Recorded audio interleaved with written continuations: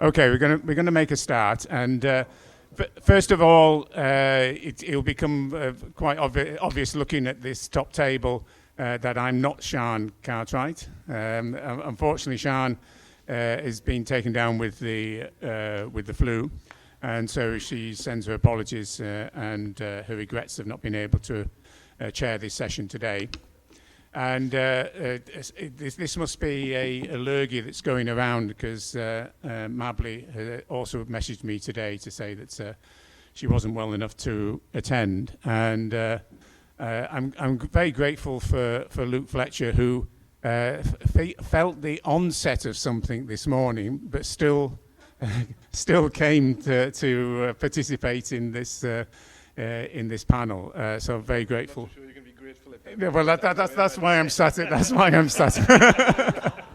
So hopefully that won't spread to the whole of the university attendees. But really grateful for you giving up your time, and I know as a new father that time and family time is very precious. So so congratulations as well.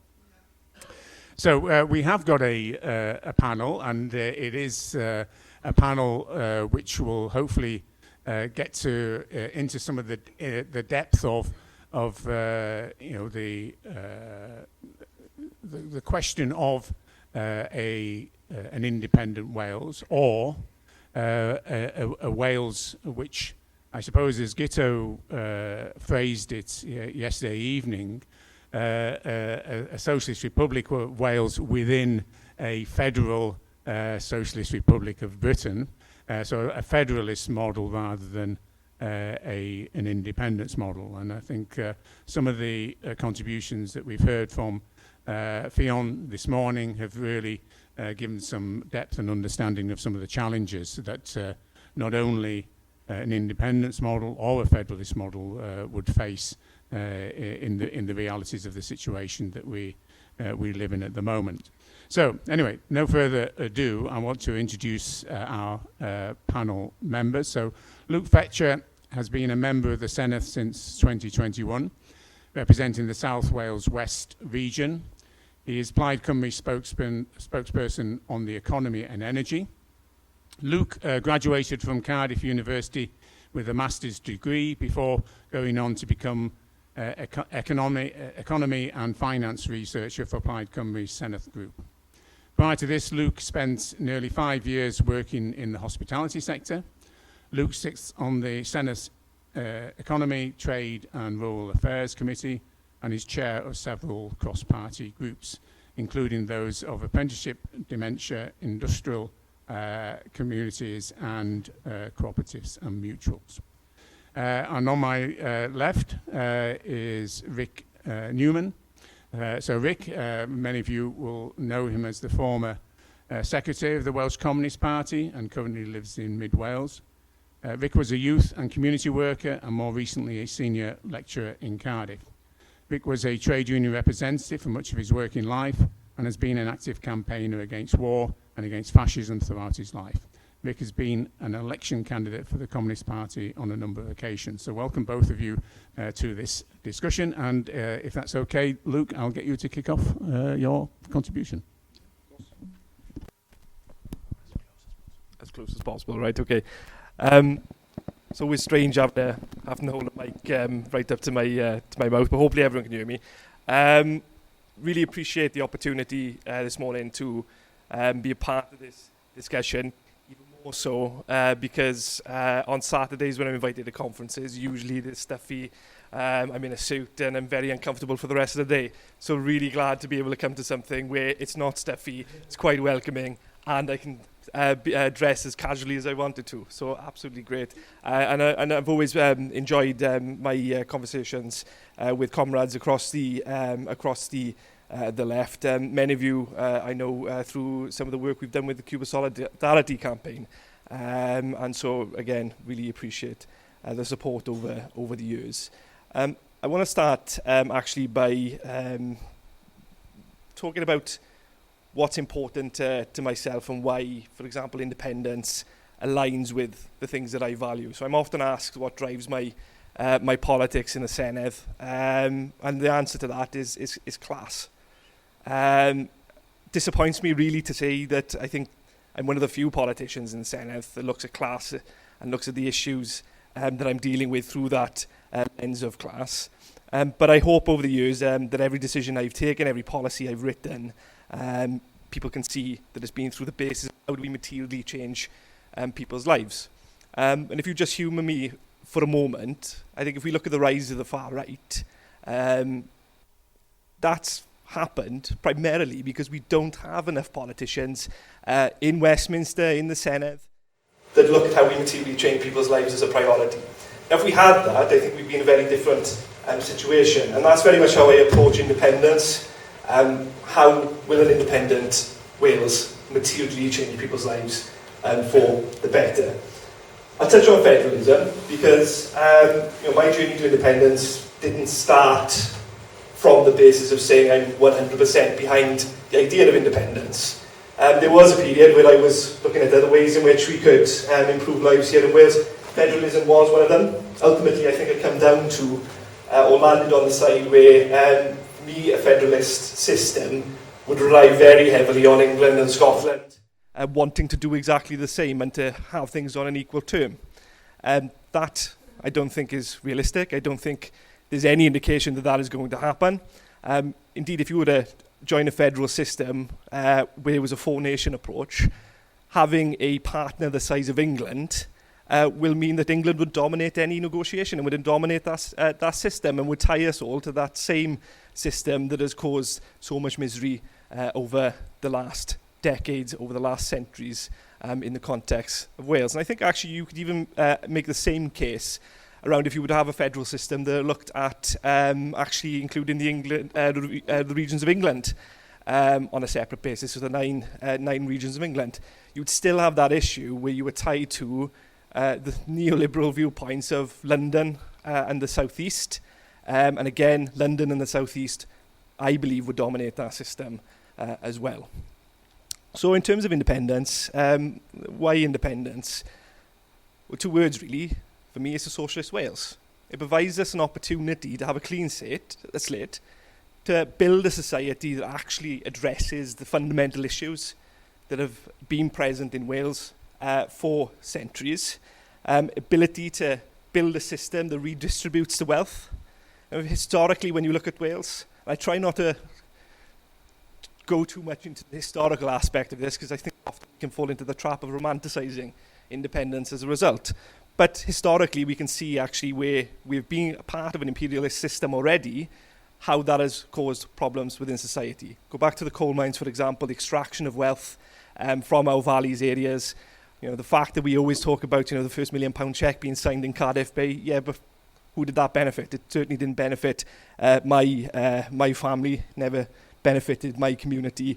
And we're seeing the issues of that still today. Without anything being addressed. So we can look at establishing a system that redistributes that wealth in a much fairer way.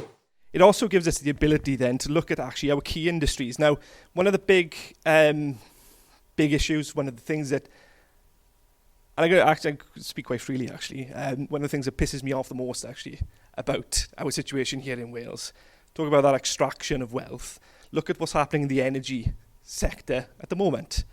When we talk about renewables and the challenges we're going to face around climate change, look at how the system in Wales is set up, primarily dominated by multinational companies who are coming into our communities in the valleys, down in Carmarthenshire, in areas like Powys, North Wales, and are extracting the wealth. They're taking the subsidies from government, they're taking the money that governments are giving them, the Welsh government and UK government, and ploughing it into ultimately their share of the profit on that multinational basis, leaving very little behind for our communities.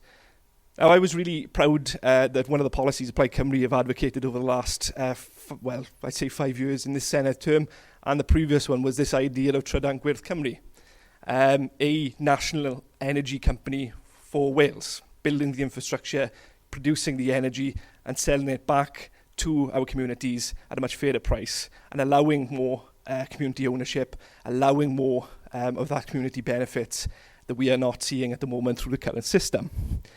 Now, there are limitations to what we can do under the current devolution settlement. There are things we can do with Trydan Gwydd Cymru, but ultimately we are restricted in pushing things forward simply because we don't have the economic levers that we need to be able to make some of the investments that are going to be billions of pounds. Let's not kid ourselves around that.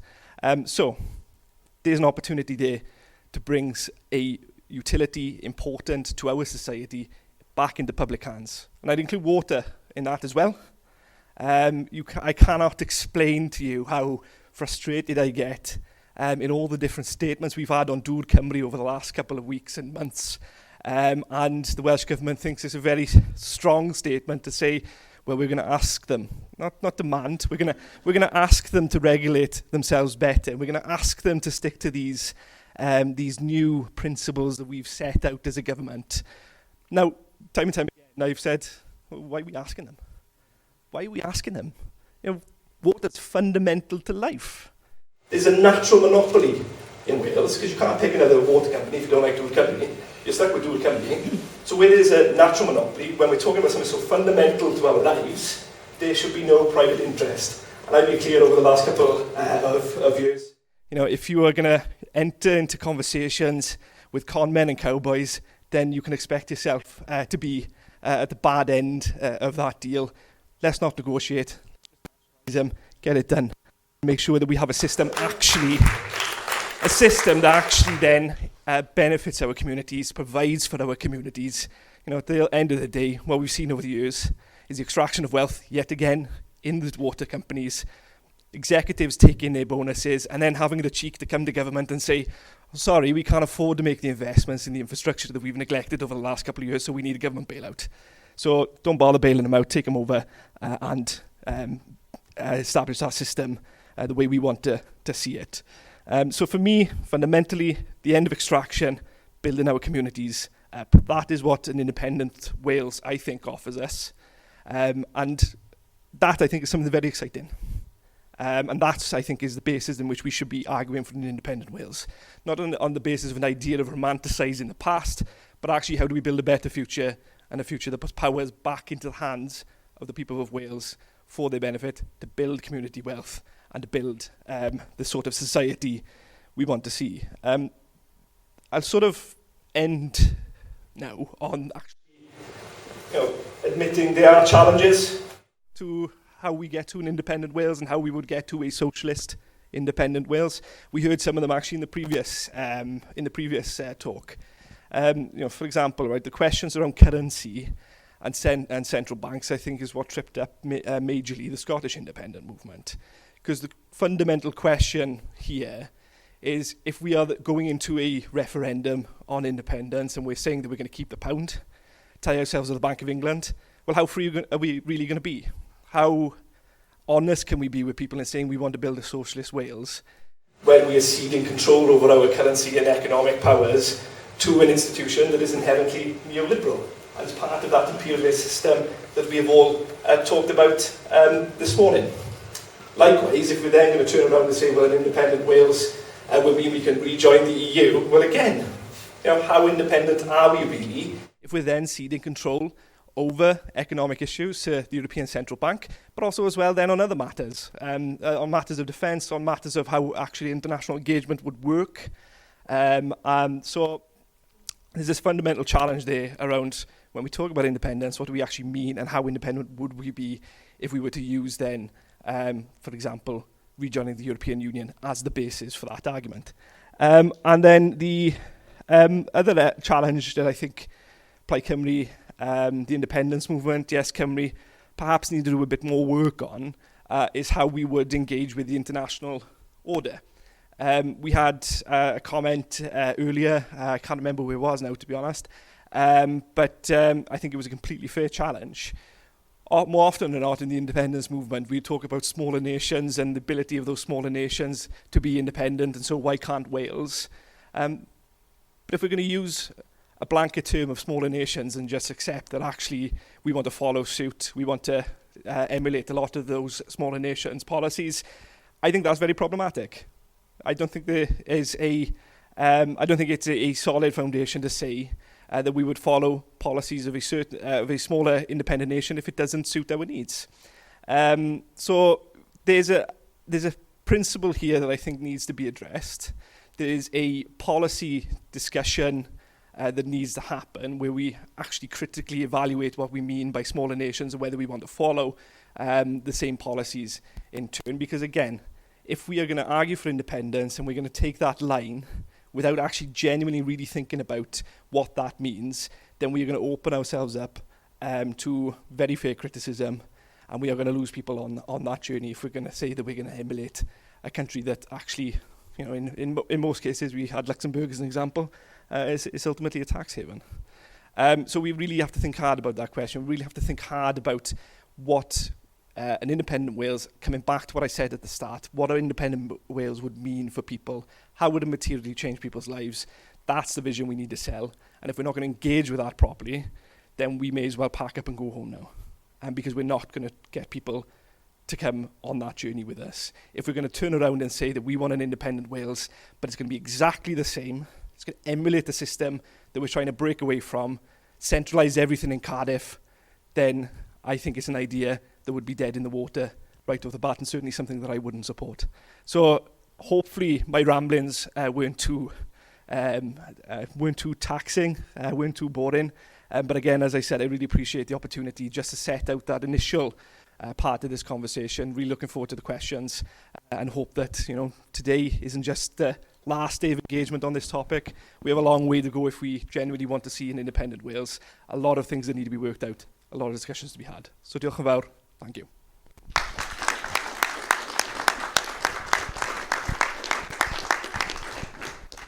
Well, thank you, Luke, and we'll take questions after Vic's contribution, and we can delve into some of the detail that you presented there, and some of the questions that will emanate from that. So over to you, Rick. Cheers. Hello, working. Yeah, great. I want to kick off by considering the state of Wales, the state of Britain, and the state of the world. Because we're living at a time of what I would call the Great Divide. We're living internationally in a world where the Northern Hemisphere appropriates wealth equivalent to about 25% GDP from the South. So basically there's a massive amount of appropriation across continents, and it feeds us here. Into that reckoning comes the point that American hegemony is now being challenged, and it's that challenge that is causing, I think, the warlike behaviours that we're seeing from the US, that it's becoming increasingly concerned that it no longer is the sole superpower of the world. And because of its influence, it's able to coerce most of Europe and many other parts of the world into its warlike behaviours, which is why we're seeing this ramping up of war around Russia's borders, around China's borders. So we need to look, I suppose, at, well, how do we think of the notion of independence in its international framework? But I'm not going to do that yet a while. In terms of domestically, we've been subject to a ruling class offensive certainly since the 1970s, and we've seen inequality growing quite notably. It's viewed, even from the budget the other day, that average disposable income is forecast to barely rise over the next 5 years.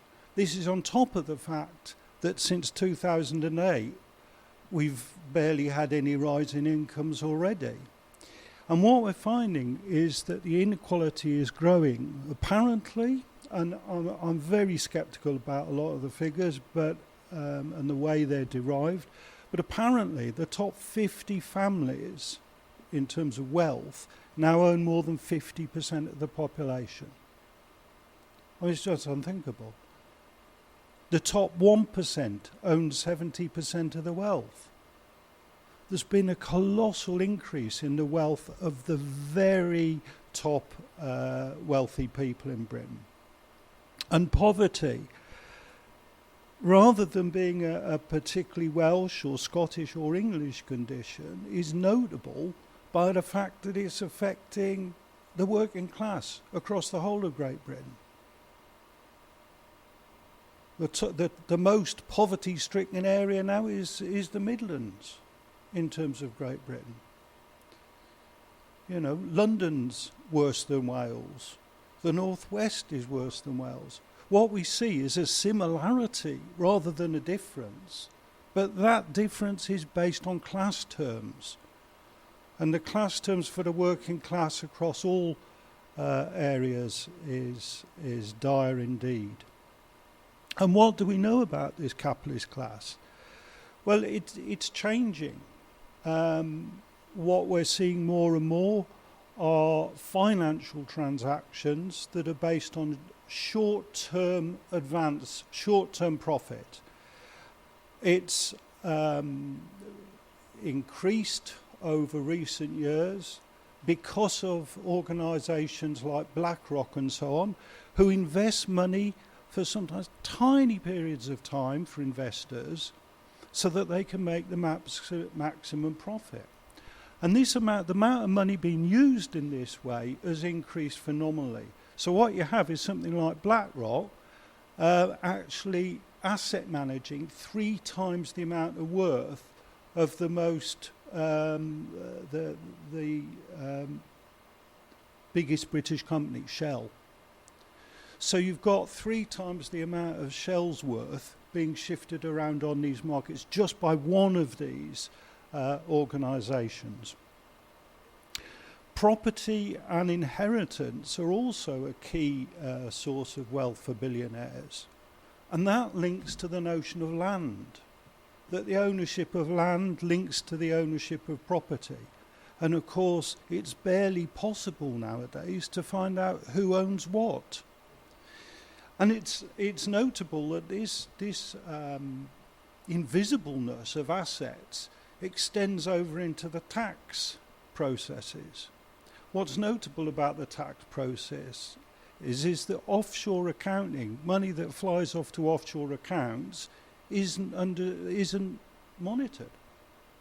They think it's probably hundreds of billions of pounds that is due in tax, hundreds of billions of pounds. But nobody's monitoring properly. In 2016, they passed a law that said they'd look out at the tax havens, and the tax havens, the British dependencies, would have to publish how many assets were coming in. There's 7 British dependencies, only 1 has managed to become transparent. So it's a farce. Essentially, the taxing of the rich is an unknown in terms of what they owe. So if we're going to make headway in terms of working class power, in terms of working class wealth, we're going to have to take on that ruling class, that capitalist financial class. That's what we're up against. You know, it isn't a Welsh capitalist class. The 25 top companies in Wales, of the 25 top companies in Wales, 15 of them are foreign owned. Wales is defined by its large number of SMEs, a huge number of SMEs. So we're going to have to take on, if we're going to get any of this wealth back, if we're going to start looking at how we get money being redistributed, we're going to have to take this class on. There's no other alternative. And it doesn't matter whether that's independence or progressive federalism, to be fair. If we're going to take this on, we're going to have to work together. And, you know, if we look at the working class, how have we ever in Britain managed to take on the ruling class? It's been about unity and action. And, you know, that goes from the reform movement of 1831 right through, you know. I think 98 years ago today, or 98 years ago this month, the National Unemployed Workers Movement had a march that went from Mardy, stopped at Pontypridd and went on to London eventually. It was part of a movement. It was part of a movement. And that goes down to the present day. You know, the Palestine movement, the anti-fascist movement. It's part of a working class movement that basically takes on that ruling class. And in terms of progressive federalism, it's about building an anti-monopoly alliance everywhere we can. It's about taking on that ruling class in terms of trade unionism, in terms of community groups, in terms of single issue, anti-imperialist groups wherever we can.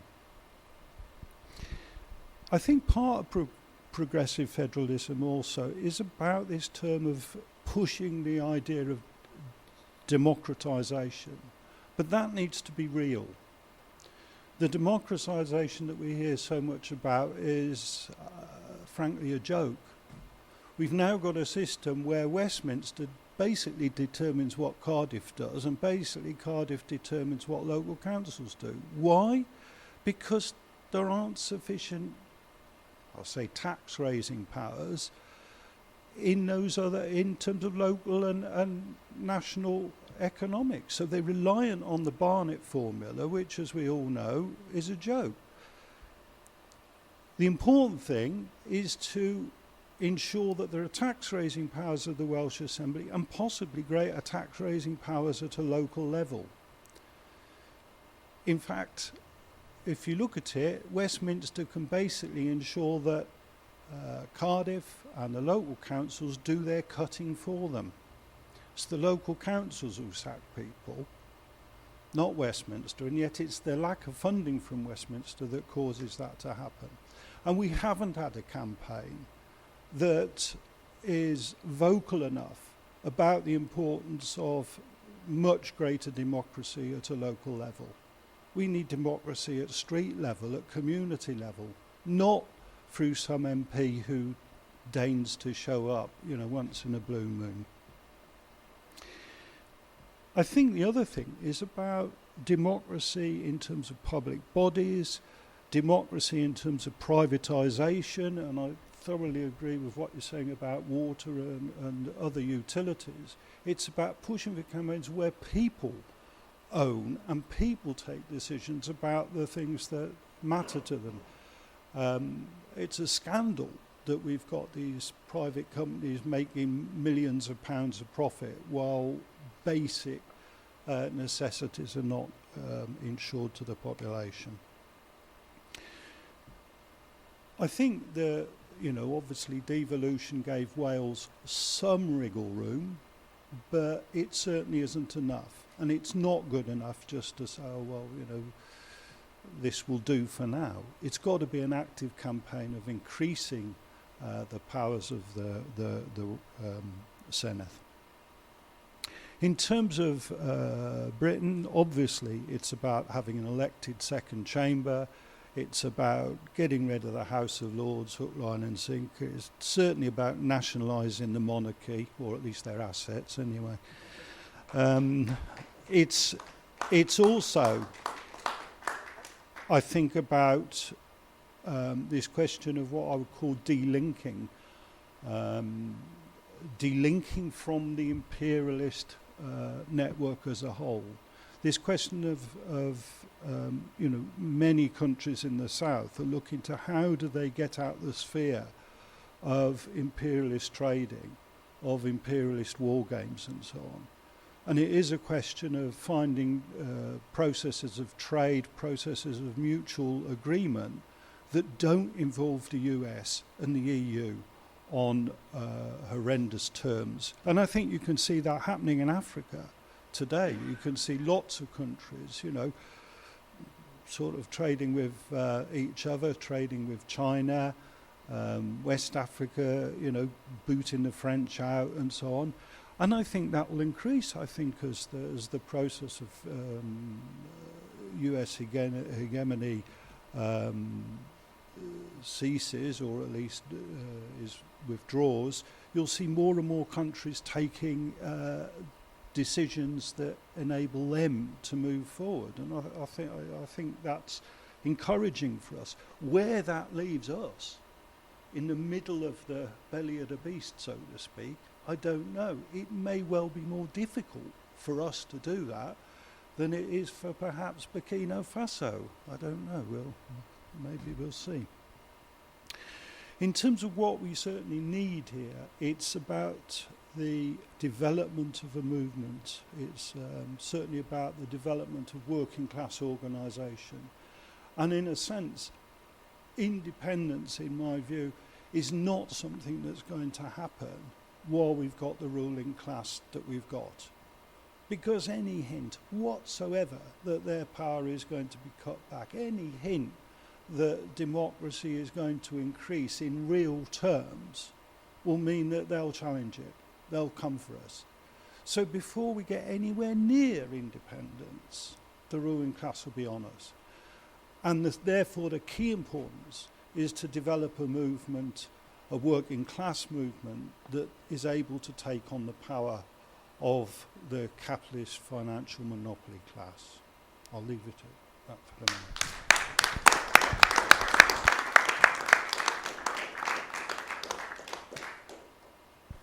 Well, that's definitely set the agenda for an interesting discussion.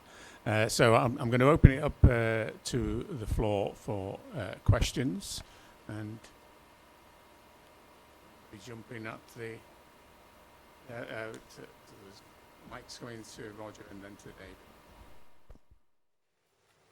Yes, can I just thank you for coming today, because I think it's very important that we don't put nationalism and socialism in boxes, separate, separated by a wide river. And I think I'm going to be part of this debate now for 50 years. It goes on, doesn't it? But it has to go on. And I think sometimes those on the left, I think, and the left in general, have got better, but it's a long way to go to discuss things like Scottish nationalism, the national question in Wales and Scotland, etc. And too often, I would say, people in England, don't want to know me. It's outside their horizon, put it that way. Can I just ask you, now, the polls, I mean, we have to not trust the polls in terms of electoral intent. Looks like Plaid would be the largest party in the Senedd polls. You got the wrong one again. That's better. No, is that working? Yeah. No, right, thank you. Keep it close. Keep it close, yeah. Plaid will be the largest party in the Senedd. But I hope, yes, I might say hopefully, because what alternative have we got? I mean, so you mentioned, you talked about independence, but I hopefully you think that's not here and now and next week. So you would be looking to have a sense of immediate measures that, as you said, hopefully a class-based position or materially affecting working class people.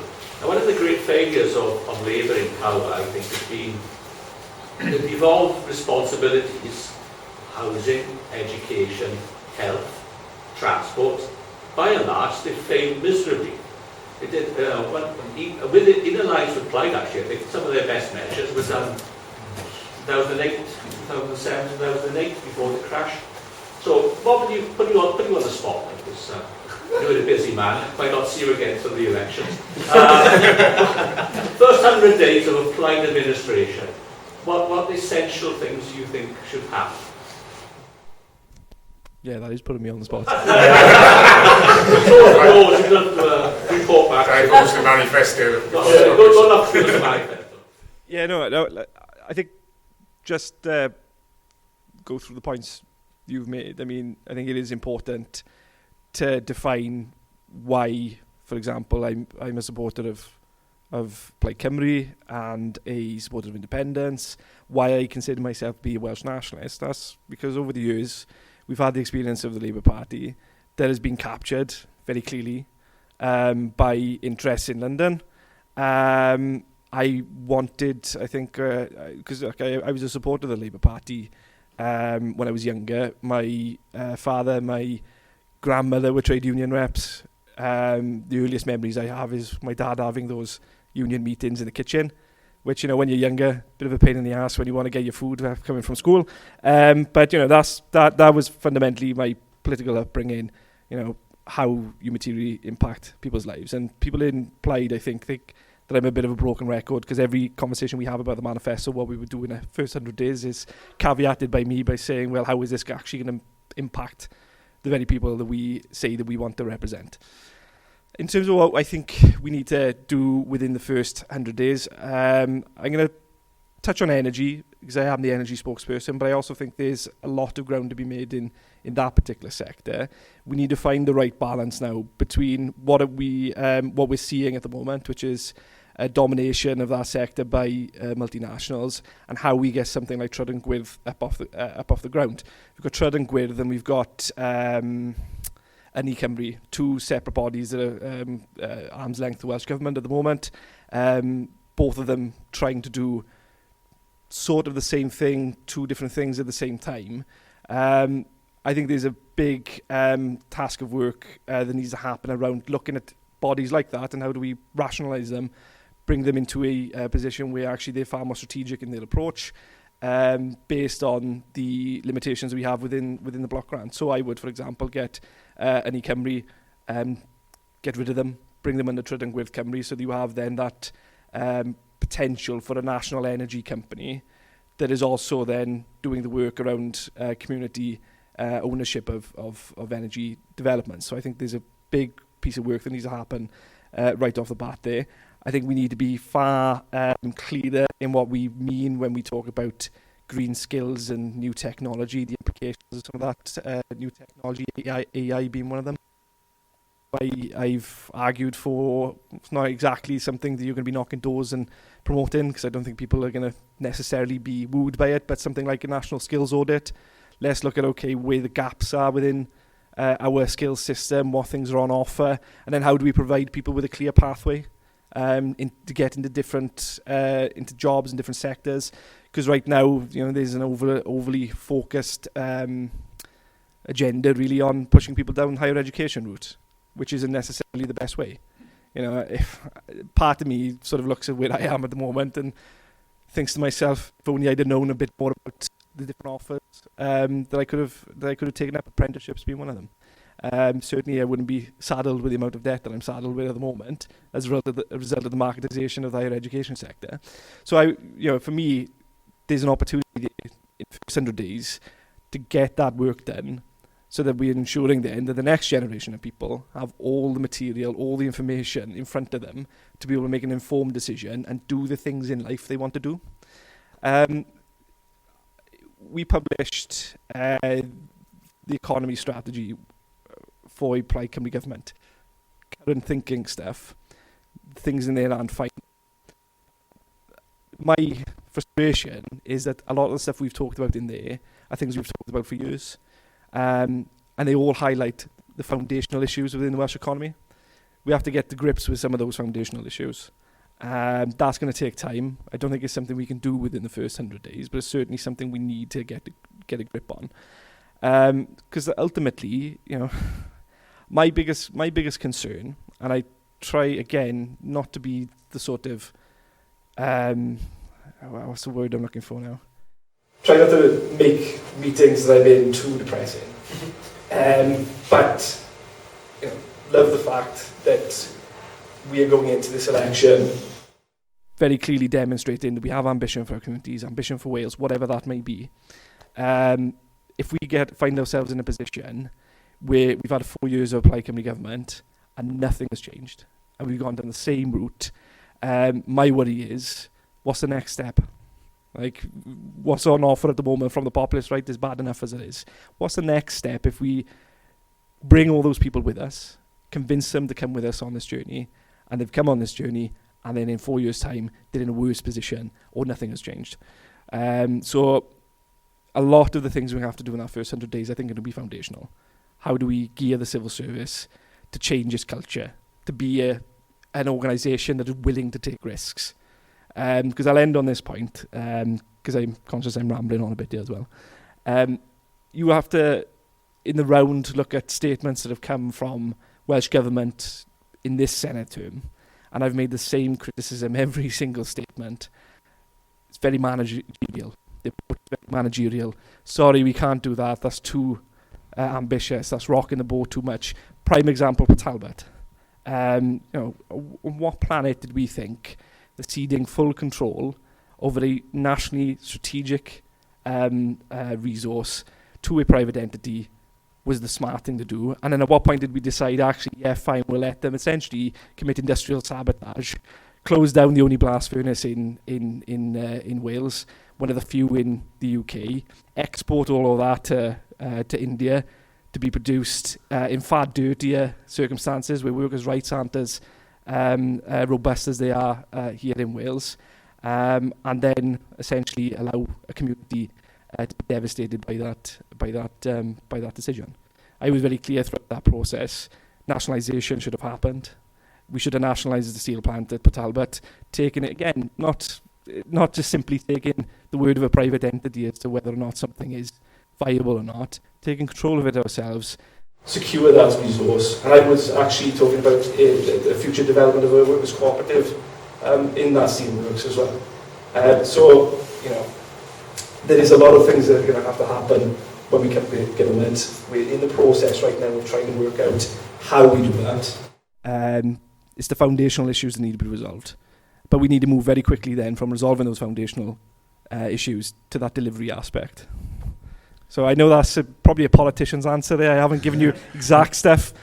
Ask you about the first 100 days. Okay, we'll take a couple of questions, and then 'cause I know that was directed very much at Luke. We'll take a couple of questions, and then we'll get the panel to come back into it. But one of the points that Luke touched on was the civil service, and I remember as a Unison activist back when the Richard Commission was taking evidence, and Unison presented the need for a Welsh civil service. And that has never come to fruition. And what we have is a civil service which career structure is Westminster orientated. So it'd be interesting maybe to pick up on the need for actually having a civil service that actually responds to the needs of the Welsh people. But John first. It was David and then John and then Sid and Tom, and we'll take that forward and then come back. Thanks a lot. I've got a few things to say. I'll try and it's hard, it's difficult. It's just a big topic, isn't it? I think we're in danger at points of having a sort of a depression on one hand and a vibrant future that seems a long way off on the other. I like the idea of Wales being a socialist republic within a federal socialist system of any kind that might exist on a Britain or a wider basis at some point in the future. When I think about what are the dangers to an independent Wales about potentially falling into this imperialist camp or that imperialist camp, I always temper it with the knowledge that we're already stuck in the imperialist camp. That's our starting point. So it makes me think, what should be the role of the Communist Party in particular and of the left? And I think it's absolutely vital that we focus on power. We've got our programme, it's called Real Power for the People of Wales. We seek to put forward arguments for specific pieces of advance. So it includes nationalisation. It includes reform of the Barnett formula. It includes reform of the civil service and lots of other things as well. But the point is, it's build the socialism. Now we should be talking to people who are in the independence movement, telling them, well, whatever, if you succeed and you build an independent Wales, this is the one that it should be. It should be the socialist one. But at the same time that we're engaged in the British labour movement structures, saying, you know, if you're building a future in those structures, this is the one that it should be. And I think it's very much come to the point where at what point do we make a decision if the next step in our journey for seizing power in Wales, is it an independence one, is it with an independence camp, or is it with a British left movement? And we're just simply not there yet. We're simply not at that point of decision. We don't need to be. It's very much the case that the majority of people who are progressive in Wales, or can be persuaded so, can be united on the questions that we're putting together in our programme, regardless of their position on the question of independence or not. So it's vital for us to try and make a reality again, and in a much more spectacular way, of the sort of thing that Roger said. Was it the most success we've ever had is when we had a government that united the progressive parties in Wales. Well, it needs to be a bit broader. We need to be a bit more significant in terms of influencing it. But a Plaid Labour coalition down the line, followed by a Plaid Labour, a communist coalition, that's the future that we want, and that comes first before we get to whether or not the question of independence is the most desirable option. But there's no reason to rule it out at this point at all. It's entirely possible that an independent Wales will be part of not necessarily a British federal structure, but might be a federal structure with any number of countries in the future, because that's how far off that element is. Yeah. Okay. Thanks, David. John? Yes, thank you. You covered some of it actually, David, but the specifically, there's I think 22 authorities in Wales, and if you are successful in elections, and you've talked about the privatisation of the Welsh water, most of those services now, and I think there's about 18 different type of services provided by those council. If you are successful, and there are some elements of socialism within your party in the ability to run any of those councils, the bringing back into those councils those services and providing them to the local communities with well-paid jobs, with people they can see locally providing those services. Not only will that help everyone, it will also help you, but it will also help us build that movement that we will need to move towards something. But I kind of agree with what Dave said. It's a long way off, but the long and the short of it is those services have been privatised to the private sector, left, right and centre. And one of the things I could never really understand when I worked in local government was why we elected people in and they administered the cuts. Why they didn't just step down and let the government do it and bring in I know why they did. Because power corrupts, and they like the power. And the fact of the matter is, don't get corrupted if you get elected. Okay, that's a challenge for you, Luke. Sid and then Tom, and then we'll come back to the panel. Cheers. Yeah, just, a few things coming off what Di said there. I grew up in Ireland, lived in Scotland, lived in Wales, so I've been this neck deep in independent stuff my entire life. But it is one thing I note is, looking at it from the class perspective does flip it on its head, because in places like Ireland, in places like Scotland, and in Wales, it's seen as that's the end, that's the goal. Whereas when you look from a class perspective, you see that it's one of 100 things and different approaches we could take. And I think, as Di said, we shouldn't rule it out, if only for the reason that independence is a good threat. Scotland got control of the Crown Estates basically off the back of a failed referendum, so it's always good to keep it in your arsenal. But my question is, I guess, directed towards Rick. So you make this argument that, unity in action and that we should stay united. But I guess cynically I could make the argument that, well, shouldn't we stay in the EU and fight on a European front? So what would your response be to that? Okay, yeah. Now, Tom, and then we'll have the panel field all those questions. Cheers. Quite a while. I think my question is to you, Luke. Is one of the things you said is about the reason you don't think progressive federalism will work is because it relies on sort of like all the countries wanting the same thing. So I guess my question is, why would an independent Wales work? Because surely, England and Scotland don't want that either, and obviously more so on the point of like a socialist Wales you referenced there, because that's clearly a direct challenge to the British state. So yeah, just your thoughts on that. Okay, we'll go for Luke first, and then Vic, and so made a note, and over to you, Luke. Yeah, no, loads of really interesting questions there. I'm going to start with the corruption side of it, just to try and defend myself a bit. I think you are completely right. I think you Westminster as a system, right, is designed. You go into this palace where you have this huge Gothic structure with all this history, statues, paintings. It's designed basically around the basis that the ruling class has gone to Eton, Oxford, and they're going to be very familiar there. So, Adam Price always used to say that as you go into there, as a working class boy, it makes you feel inferior. It makes you feel out of place, and you want to try and fit in.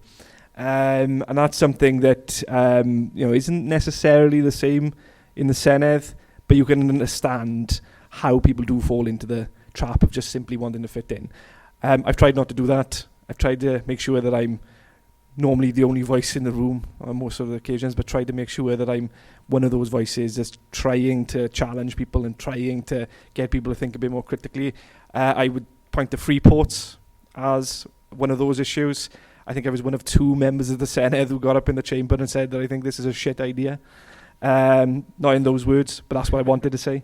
And this is something I always like to tell people, because it's a particular source of pride for me.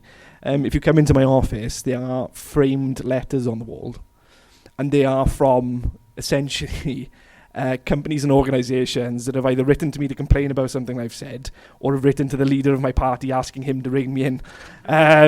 Two of them, the Royal Mail was the first one I got. Because they raised concerns about things that I had said on the picket line, and wanted to have a constructive meeting with me to basically tell me how I'm wrong. They had a polite letter back. The other one was Tata Steel, no surprise there, because I wanted to nationalise them. And then actually the other one was Cymru, which also asked for a constructive meeting, because I was portraying them in a completely unfair light.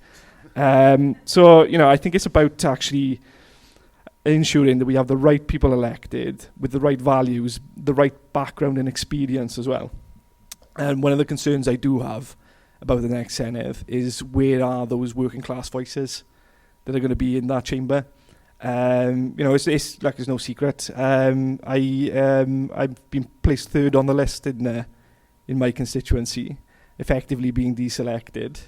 I genuinely, obviously, am gutted about that. But the thing that I'm most gutted about is that throughout my time in the Senedd, any time I've doubted myself, the one question I always used to ask was, well, if I wasn't here, who would be making the case? And I'm genuinely concerned now about who will be making the case on behalf of the communities that I grew up in. The kids like me who were on free school meals and educational maintenance allowance. So for me, it's about making sure we have the right people in positions of power, and that when we see those people, we support them and we give them the encouragement that they need, because it is a difficult job. It's very difficult to be sometimes that lone voice in the room. It does take its toll. I think if I just come to the question around, if we want to make that case around staying within the UK. And fighting for a better UK through a progressive federalist system, that you could make the same case of why don't you stay in the EU. I think this is actually a tension. I talked in my introduction around viewing everything through a class lens, and that's a consistent tension that I have, because I have more in common with working class communities in England than I do with upper class communities or even the political class in Wales. And so there is a tension there constantly around, well, am I sort of advocating for a situation where we pull up the drawbridge and say, oh, well, that's your problem, you resolve that.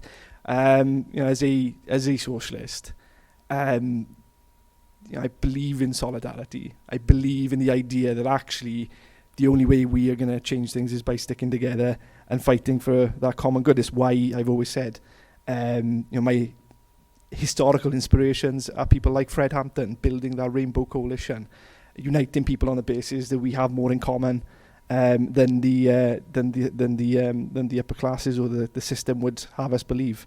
So that is a tension I think I've always grappled with. I don't have the answer, to be honest, but it is a tension that I've always lived with. And the next Plaid Cymru government, I think, is going to be proof of concept for a lot of these things. It's going to be proof of concept as to whether or not we can go it alone. It's going to be a proof of concept as to, can we make decisions. You heard it all the time about Wales not being strong enough, being too small, etc., etc. I think the pandemic showed people actually that we can do things better. So for me, that Plaid Cymru government is going to be the proof of concept, and I think the independence as a threat element is really important, because you're right. Let's look at the situation in Scotland. Far more powers devolved. The Scottish government taken far more seriously.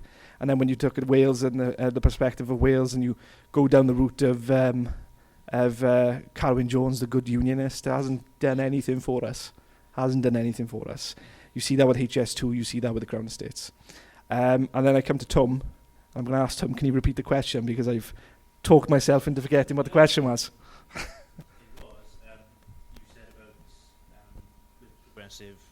With progressive federalism, it would rely on all countries having the same wants.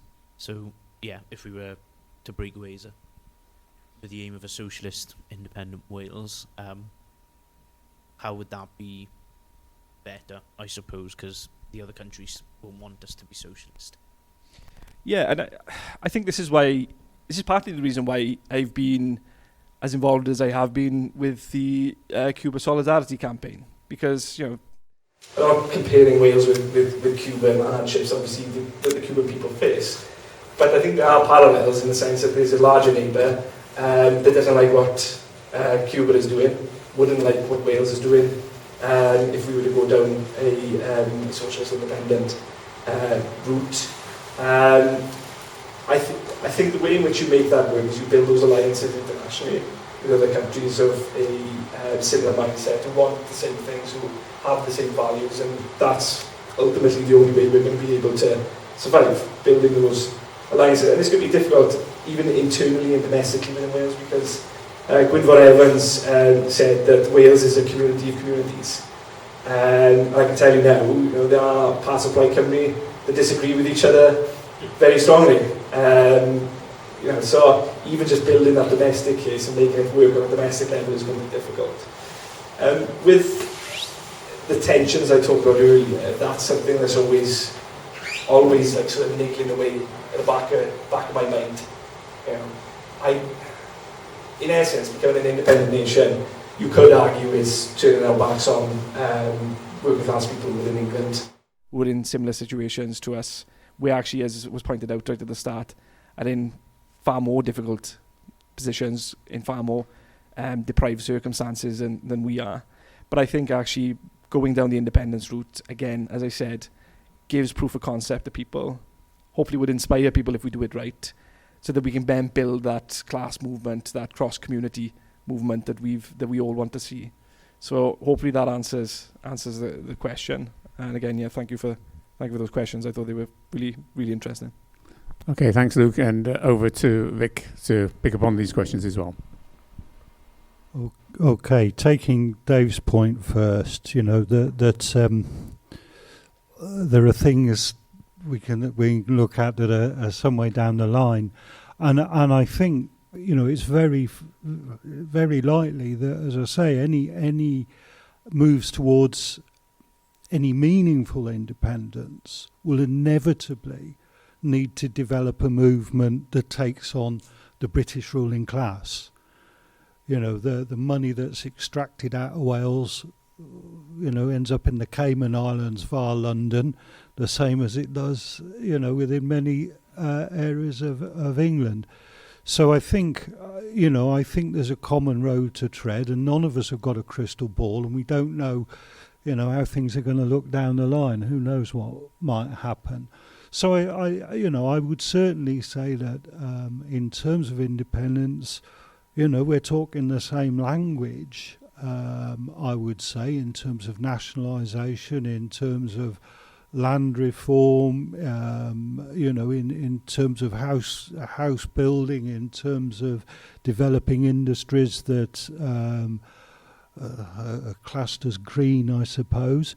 It's about the Senedd taking powers and having the courage, to say we can own this, we can do this, rather than being sort of timid about everything. Basic things, the questions of hospitals, the questions of housing, the royal estates and all the rest of it. There's a common path to travel. We might part way on down the line, but I don't think that point is now. In terms of the EU, however, I think the time is now. I suppose from a revolutionary point of view, I sort of take the view, well, what would you rather? Would you rather have to take on two states or one? That alone is enough to say, we've got rid of the bloody EU state. Now we've only got the one to handle. It's not quite that simple, obviously, because I think Washington, controls a fair bit of both, so to speak. But there is a difference. Westminster is a sort of partially feudal organisation. It is corrupt in all sorts of ways. And then many times I've thought, what it could do with is the Thames rising a few hundred feet and get rid of a lot of them. But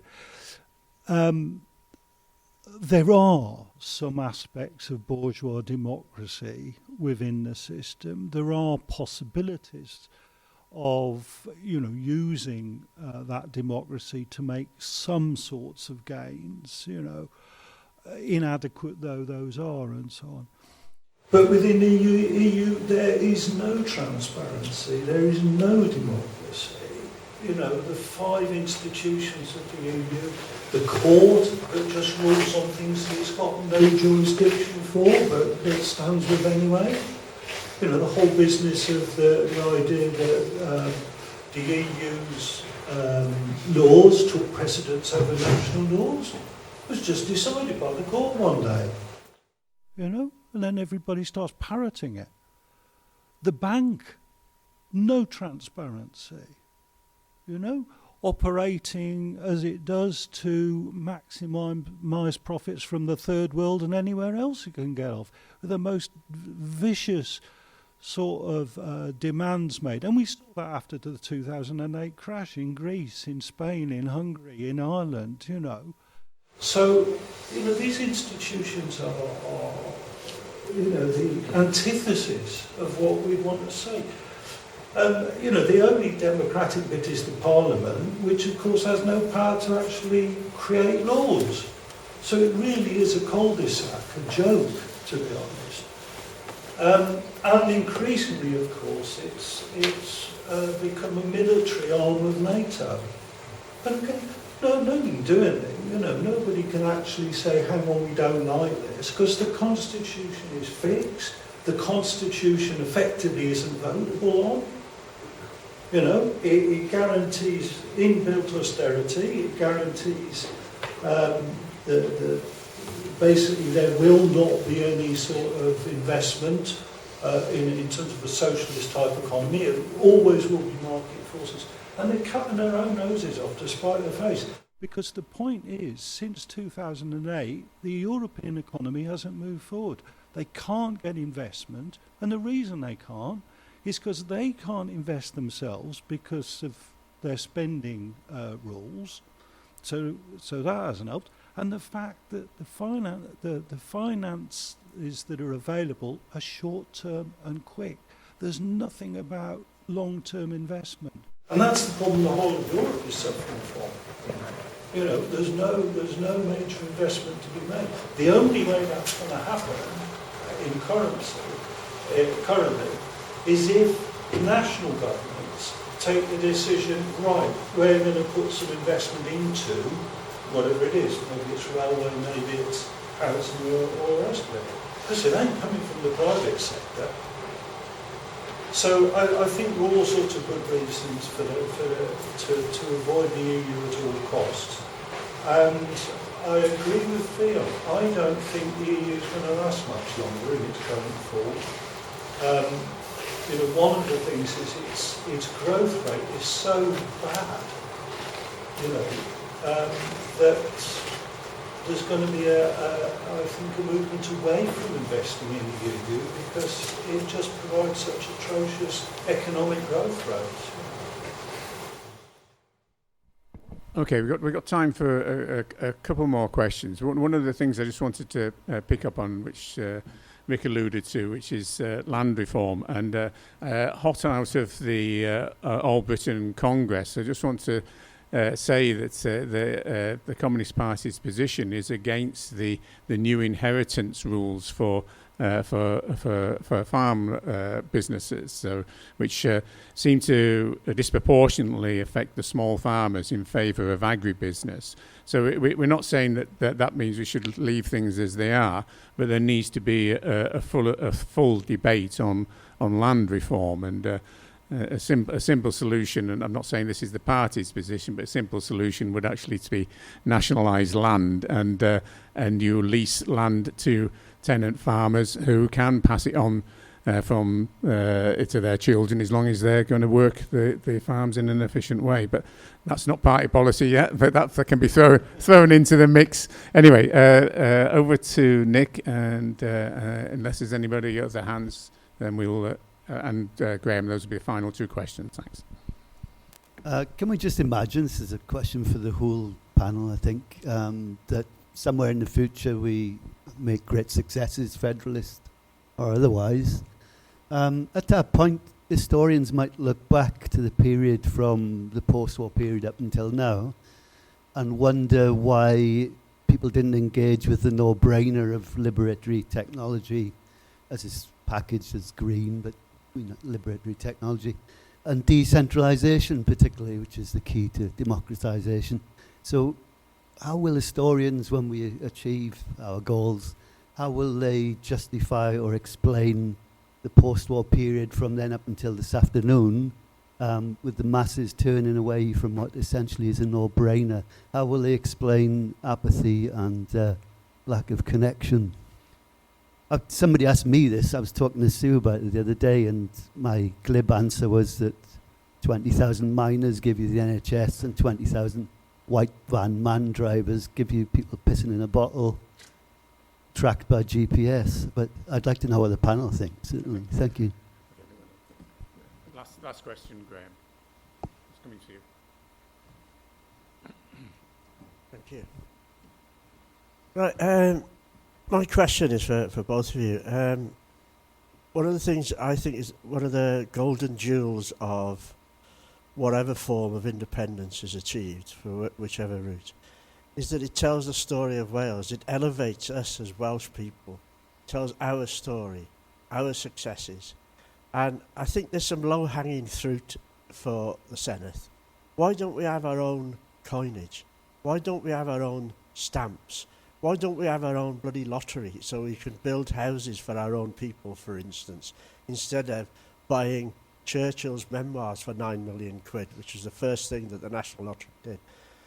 And I'm just wondering that whilst it's quite right we should think of the macroeconomic, the massive things like steel and water, why not some of these little ones? And then we could, instead of having a coins, 50p coin with James Bond on it, we can have Shirley Bassey on half 50p. We can have Tom Jones on the J, you know. Instead of cricket, what's bloody cricket on the sea? We could have, you know, something about our history. And that way, we can brand Wales through our... How did I learn as a child about Portugal and South America and so on? I collected stamps and coins, and I could see on their banknotes, they're heroes. And I think we should do that. It's not going to make you a lot of money, but it's culturally important, I think. Yeah, it's an interesting idea, how we market Wales going forward. So as a final comments and covering those questions and any rounding up comments you'd like to make, Luke. Cheers. Yeah, you stole my Tom Jones pun then. Around is not unusual for countries to have things that are of cultural significance. And I think the Senedd has a big role to play in the culture aspect of things. And this is always the conversation that happens within the independence movement as to people turning and looking at Scotland and saying, well, we can just copy what the Scottish are doing. I don't agree with that. We're in a completely different position to Scotland. Scotland are more advanced in some of those institutions and cultural aspects. The fact you can get pound notes with that are distinctly Scottish.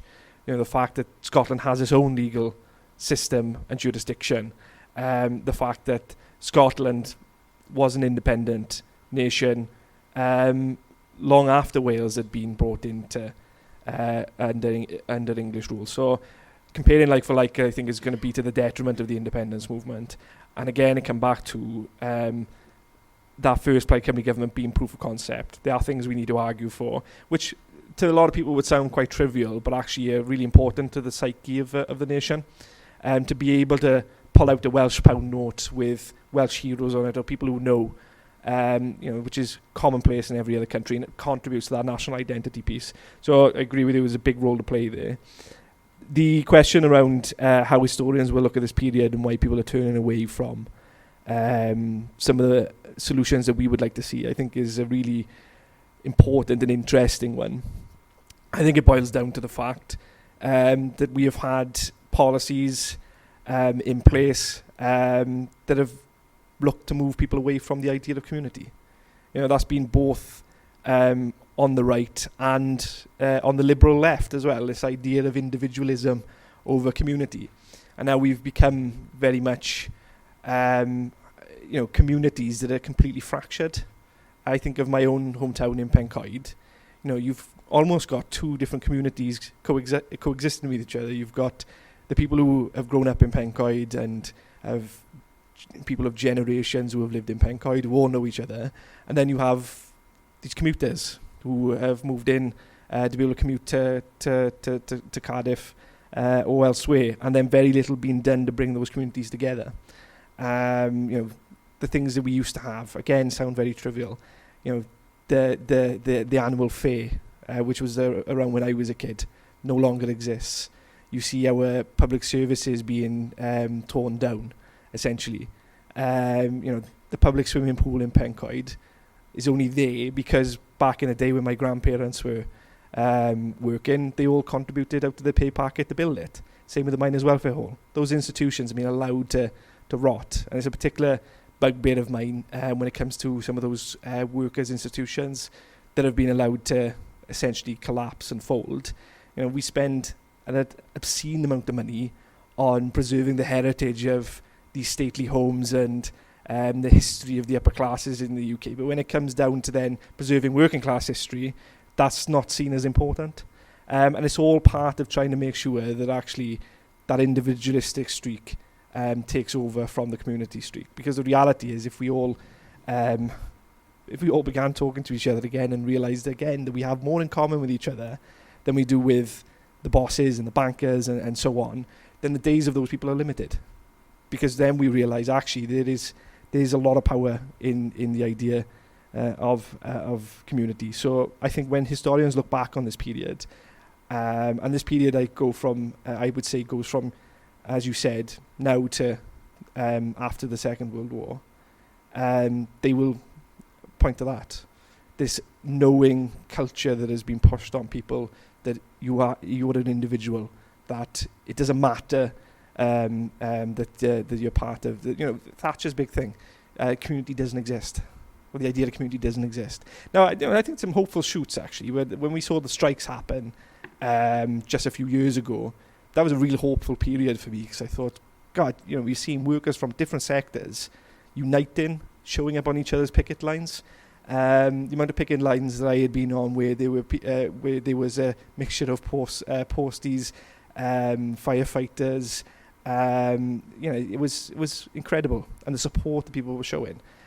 I worry now that we've lost that momentum, and I'm trying to think and wonder how we bring that momentum back, because there was something that was being built there, and I think we've lost it, and that I think is another temptation to the first 100 days of Plaid Cymru. Yeah, look, yeah. Well, yeah.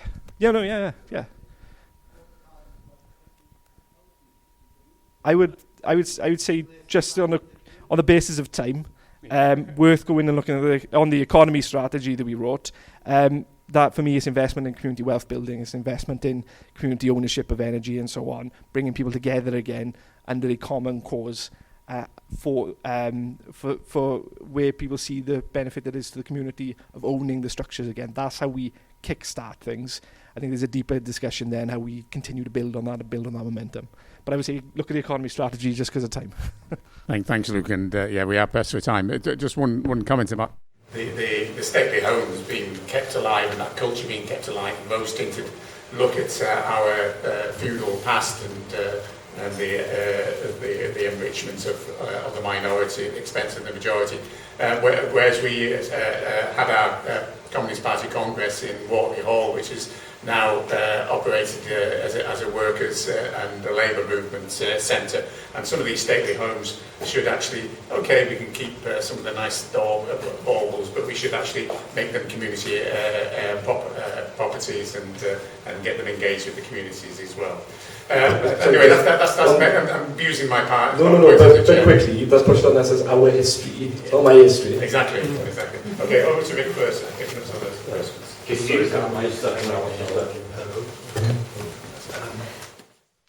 Yeah, on the question of, you know, national culture, I suppose. I mean, the notion of national consciousness is dynamic, isn't it? It's there's a struggle going on there, in a sense. You know, you have the national consciousness of the imperialists, you have the national consciousness of the capitalists, you have the national consciousness of the working class. So in a question, there's in a way, there's a question of who can win that struggle, and I think it's really important that, you know, we do all we can to ensure that, you know, we're getting our history and our ideas of nationality into the arena. It's something, weirdly, that Tony Benn did when he was postmaster. He sort of had to do stamps, you know, design stamps or whatever. So he did one of the TUC, you know, which is all the civil service in arms, you know, so you can't have the TUC on a stamp, you know. But it's that sort of thing, isn't it? It's saying, you know, unlike the bloody Senedd. I mean, what are the Senedd doing? Putting Margaret Thatcher in the glass. Do you know what I mean? We lost that battle somewhere. Flipping heck. In terms of history, I think the question of what have we been doing since the Second World War in terms of the climate crisis and so on, in terms of the environmental issues, is I think we're drawn into this short-sighted, greedy capitalism that is incapable of long-term planning. It's incapable of thinking about the future of the species. It's always about how can I make the next buck. Yeah. You know, it can't. It's a bit like, you know, the nice capitalists. They don't exist. They go out of business. It's the dynamics of capitalism. It's I'm going to get ahead if I can, you know, be more greedy than the next person. And so I think with the environmental crisis, you know, they're just turning away from it. Let's ignore it for a while. You know, we've got a more important thing to do. And I think the other one that's coming through is, of course, as you say, that individualism, that consumerism. You know, we mistake in many ways the really human qualities, the human question of quality of life, and we substitute that for consumerism largely. You know, we become a better person by buying things. And I think that's incredibly powerful. You know, you see certainly advertising aimed at young people, you know, buy your body image, buy how you look, and in a sense it's not only it costs a lot of money and makes people profit, it dehumanizes us in the process. And I think that's again another cultural problem that perhaps on the left we may need to do more about. Okay, right. Well, we've come to the end of this session, and I just want to express my appreciation again for the panel speakers. Luke for avoiding crashing into his sick bed, and also coming away briefly from his new child. So I wish him well getting back, and thank you very much. It's been a wide-ranging discussion, which shows that the whole issue of independence and or federalism is more detailed than the slogan suggests. And thanks for Rick for giving a very articulate presentation on a materialist and Marxist analysis of where we are at the moment and how this impacts on these decisions that we take. So a round of applause for the panel, and thanks very much.